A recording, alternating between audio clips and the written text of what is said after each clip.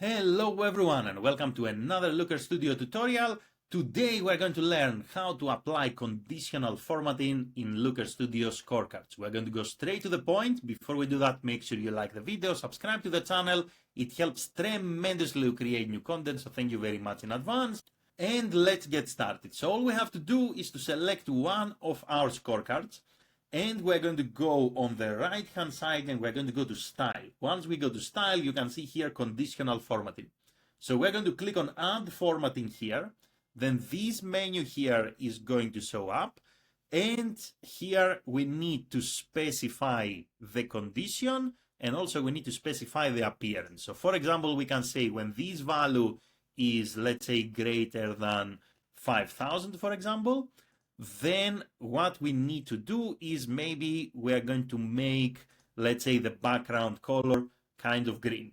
So let's say this one and just see the effect on this scorecard here, right? So it doesn't really look very good, but you get the point.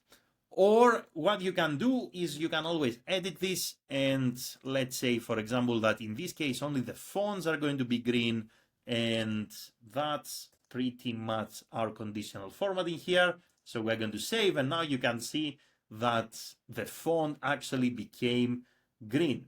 So once again, all you have to do when it comes to conditional formatting is to select your scorecard. You need to give your condition numerical condition based on the value. If you want, you can add more than one conditions. So there is an and clause here, and also you can use or, for example, here. So you are pretty flexible in terms of creating the conditions that you like. And you can also go with regular expression. You can also go with contains. You can also go with true or false. So there are many different options here.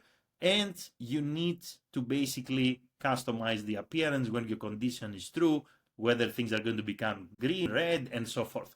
So that's how easy it is to apply conditional formatting in scorecards in Looker Studio.